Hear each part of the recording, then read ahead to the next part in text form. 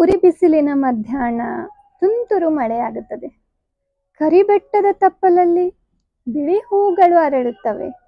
ಉಬ್ಬು ಹಲ್ಲಿನ ಹುಡುಗಿ ಜೀವ ಹಿಂಡುವಂತೆ ಹಾಡುತ್ತಾಳೆ. ಕಪ್ಪಗಿನ ಹುಡುಗ ಚಂದದ ಕತೆ ಬರಿತಾನೆ. ಪ್ರೇಮಿಸಿದ ಹುಡುಗಿಯ ಹೆಸರನ್ನ ಮಗಳಿಗಿಟ್ಟು ಸಂಭ್ರಮಿಸುತ್ತೇವೆ. ಕೈಕೊಟ್ಟ ಪ್ರೇಮಿಯನ್ನ ಕಾಲವೇ ಮರೆಸುತ್ತದೆ. ಬತ್ತಿ ಹೋದ ನದಿಯಲ್ಲೂ ಮತ್ತೆ ನೀರು ಹರಿಯುತ್ತದೆ. ಎತ್ತರದ ಮನೆಯ ಚೆಲುವೆ ಆಕಾಶಕ್ಕೆ ಬಣ್ಣ ಬಳಿತಾಳೆ. ಟ್ರಾಫಿಕ್ಕು ಕಿಕ್ಕಿರಿದ ರಸ್ತೆಯಲ್ಲೂ ಪುಟ್ಟ ಮಗು ಕ್ಷೇಮವಾಗಿ ದಾಟಿ ಹೋಗುತ್ತದೆ. ಮಿಸ್ಕಾಲಿನ ಆಚೆ ತುದಿಯಲ್ಲಿ ಮುಗುಳ್ನಗೆಯೊಂದು ಕಾದಿರುತ್ತದೆ. ಮುಂಗಾರು ಮಳೆಯ ಮುಂಜಾನೆ ಬೆಟ್ಟಕ್ಕೆ ಎಳೆ ಬಿಸಿಲೇ ಹೊದಿಕೆಯಾಗುತ್ತದೆ. ಎಲ್ಲೋ ಕೇಳಿದ ಹಾಡು ಜೀವನ ಪೂರ್ತಿ ಕಾಯುತ್ತದೆ. ಕತ್ತಲ ರಾತ್ರಿಯಲ್ಲಿ ಅವಳ ನಸುನಗೆ ದಾರಿ ತೋರುತ್ತದೆ. ಬಯಲಿನಲ್ಲಿ ಬಿಳಿ ಹಕ್ಕಿ ಇಳಿದು ಕಾಮನ ಬಿಲ್ಲನ್ನ ಕಣ್ತುಂಬಿಸಿಕೊಳ್ಳುತ್ತದೆ. ಜೋಬಿನಲ್ಲಿ ಬಾಲ್ಯದಲ್ಲಿ ಹೆಕ್ಕಿದ ರೆಂಜೆ ಹೂವು ಹಾಗೆ ಉಳಿದಿರುತ್ತದೆ. ಪ್ರತಿ ಮಧ್ಯಾಹ್ನವೂ ಸವೆದು ಸವೆದು ಅವಳ ನೆನಪಿನಂಥ ಸಂಜೆಯಾಗುತ್ತದೆ. ದೇವರು ದೂರದಲ್ಲೆಲ್ಲೋ ಕೂತು ನೋಡುತ್ತಿರುತ್ತಾನೆ.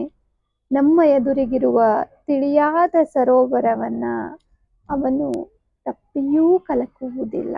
ಅದಕ್ಕೆ ಲೈಫ್ ಈಸ್ ನಾ ಬ್ಯೂಟಿಫುಲ್. ಹೇಳಿದ ಮಾತುಗಳಲ್ಲ, ಜೋಗಿಯವರ ಲೈಫ್ ಈಸ್ ಬ್ಯೂಟಿಫುಲ್ ಪುಸ್ತಕದ ಹಿನ್ನುಡಿ. ಈ ಪದಗಳನ್ನ ಓದ್ತಾ ಓದ್ತಾ ಈ ಪುಸ್ತಕ ಖರೀದಿಸ್ಬೇಕು ಅಂತ ನನಗನ್ನಿಸ್ತು. ಕಣ್ಬಿಟ್ಟು ನೋಡ್ರಿ ಲೈಫ್ ಈಸ್ ಬ್ಯೂಟಿಫುಲ್ ಅಂತ ಹೇಳಿ. ಓದನ್ನ ಇನ್ನೂ ಆರಂಭ ಮಾಡಬೇಕು ಅನ್ನೋರಿಗಾಗಿಯೇ ಬರ್ದಾರ ಜೋಗಿಯವರು ಈ ಅಪರೂಪದ ಪುಸ್ತಕ. ಒಂಥರ ಪಾಕೆಟ್ ಸೈಜ್ನಾಗದ, ಬಹಳ ಸೊಗಸಾಗಿ ರಚಿಸಾರ. ಮುನ್ನುಡಿ ಬೆನ್ನುಡಿ ಎಲ್ಲವೂ ಆಕರ್ಷಣೀಯವಾಗ್ಯಾವ. ಅಸಂಖ್ಯಾತ ಓದುಗರ ಬಳಗವನ್ನೇ ಸೃಷ್ಟಿಸಿಕೊಂಡಿದ್ದಂತ ರವಿ ಬೆಳಗೆರೆ ಅನ್ನುವ ಅಕ್ಷರದ ವಿಸ್ಮಯಕ್ಕೆ ಈ ಪುಸ್ತಕವನ್ನ ಅವರು ಅರ್ಪಣೆ ಮಾಡ್ಯಾರ. ಮುನ್ನುಡಿಯೊಳಗ ದಯವಿಟ್ಟು ಈ ಪುಸ್ತಕ ಓದ್ಬ್ಯಾಡ್ರಿ ಅಂತ ಹೇಳಿ ಬರ್ದಿದ್ ನೋಡಿ ಓದ್ಬೇಕು ಅನಿಸ್ತದೆ ಏನ್ ಬರ್ದಾರ ಅಂತ ಹೇಳಿ. ಯಾರು ಫೋನಿಗೆ ಅಡಿಕ್ಟ್ ಆಗ್ಬಿಟ್ಟಿರಿ, ಫೇಸ್ಬುಕ್ ಅನ್ನೇ ಬಾಳ್ ನೋಡ್ತೀರಿ, ಮಾತಿಗಿಂತ ವಾಟ್ಸಾಪೇ ಚಲೋ ಅನ್ಕೋತೀರಿ ಅಂತವ್ರೆಲ್ಲ ಓದ್ಬ್ಯಾಡ್ರಿ, ಬಿಟ್ಬಿಡ್ರಿ ಅಂತ ಹೇಳ್ತಾರ. ಒಟ್ಟು 3 ಭಾಗಗಳದಾವ. ಎಲ್ಲಾ ಶುರುವಾಗೋದು ಇಲ್ಲಿಂದಲೇ ಅನ್ನೋದು ಮೊದಲನೇ ಭಾಗ. ಅಲ್ಲಿ ಕೆಲವಷ್ಟು ಸ್ವಾರಸ್ಯಕರ ಕಥೆಗಳು, ಬದುಕಿನ ಅನುಭವದ ಕಥೆಗಳು, ಅವರ ಮಗಳಿಂದ ಅವರು ಕಲಿತಂತ ಕಥೆಗಳು, ಸಣ್ಣ ಸಣ್ಣ ಸಂಗತಿಗಳೊಳಗ ನಡೆಯುವಂತ ದೊಡ್ಡ ದೊಡ್ಡ ಪಾಠಗಳು. ಇನ್ನ ಪ್ರೀತಿ ಪ್ರೇಮದ ಪಾಸ್ವರ್ಡು ಮತ್ತು ಇತರ ಪ್ರಸಂಗಗಳು ಅನ್ನೋ 2ನೇ ಭಾಗದೊಳಗ ಒಂದಿಷ್ಟು ಪ್ರೇಮದ ಕಥೆಗಳು, ಪ್ರೀತಿಯ ಕಥೆಗಳು, ಪ್ರೀತಿಯ ಅನುಭವಗಳು, ಪ್ರೀತಿಯಿಂದ ಪಟ್ಟ ಪಾಡುಗಳು, ಪ್ರೀತಿ ನಮಗ್ ಸಿಲುಕಿಸುವಂತ ಜೀವನದೊಳಗ ನೀಡುವಂತ ಅನೇಕ ತೊಂದರೆಗಳು, ಅದರಿಂದ ಆಗುವ ಖುಷಿಗಳು, ನೋವು, ದುಃಖ ಎಲ್ಲವನ್ನು ಬಹಳ ಸೊಗಸಾಗಿ ಸರಳವಾಗಿ ಹೌದಲ್ಲ ಇಷ್ಟೇ ಜೀವನ ಅನ್ನೋ ರೀತಿ ಬರ್ದಾರ.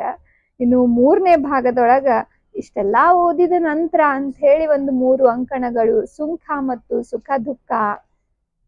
ಹಂಗೆ ನಮ್ಮ ಬದುಕ್ನಾಗ ನಾವು ಎಲ್ಲ ಯಾವ್ದು ಬಹಳ ಫೇಮಸ್ ಇರ್ತದೆ ಅದಕ್ಕೆ ಬೆನ್ ಹತ್ತಿ ಬಿಡ್ತೀವಿ. ನಮ್ಮ ವಿಚಾರಗಳನ್ನ ಬದಿಗೊತ್ತಿ ನಾವು ಕೆಲವೊಮ್ಮೆ ಇನ್ನೊಬ್ಬರ ವಿಚಾರಗಳಿಗೆ ತಕ್ಕಂಗೆ ಮಾತಾಡ್ತೀವಿ.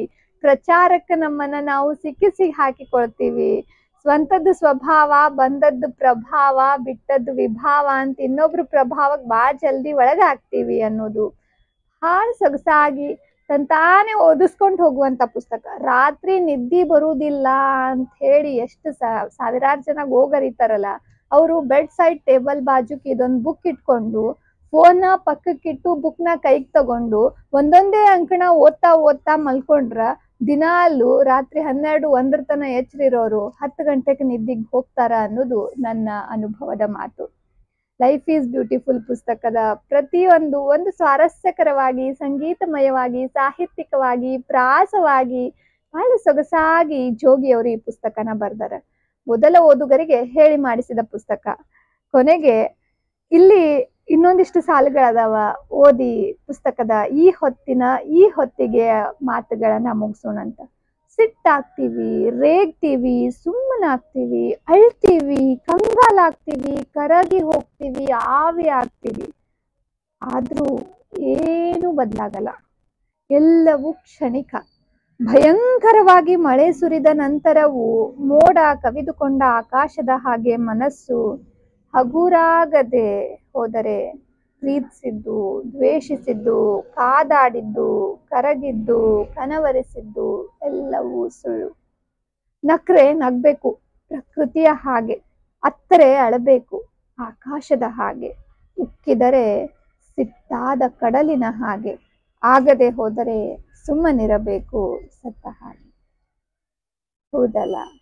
ಸರಳವಾದ ಪಾಠಗಳನ್ನ ಸೊಗಸಾಗಿ ಮೊದಲ ಓದುಗರಿಗಂತಲೇ ಬರೆದಂಥ ಜೋಗಿಯವರ ಈ ಪುಸ್ತಕ ಎಲ್ಲರನ್ನ ಓದುವ ಗೀಳಿಗೆ ಹಚ್ಚುತ್ತದೆ ಅನ್ನೋ ನಂಬಿಕೆ ನಂದು. ಒಟ್ಟಿನಲ್ಲಿ ಲೈಫ್ ಈಸ್ ಬ್ಯೂಟಿಫುಲ್. ಕಣ್ಬಿಟ್ಟು ನೋಡಬೇಕು ಅಷ್ಟೇ. ಎಲ್ರಿಗೂ ನನ್ನ ಅನಂತ ನಮಸ್ಕಾರಗಳು. ಮತ್ತೊಂದು ಹೊತ್ತಿನೊಳಗೆ ಇನ್ನೊಂದು ಹೊತ್ತಿಗೆ ಜೊತೆಗೆ ಸಿಗ್ತೀನಿ. ಚಾನಲ್ನ ಸಬ್ಸ್ಕ್ರೈಬ್ ಮಾಡಿರಿ. ಬೆಲ್ ಐಕಾನ್ ಪ್ರೆಸ್ ಮಾಡೋದ್ರ ಮುಖಾಂತರ ನಾನು ವಿಡಿಯೋ ಹಾಕಿದ ನೋಟಿಫಿಕೇಷನನ್ನು ಪಡ್ಕೊಳ್ರಿ. ಧನ್ಯವಾದಗಳು.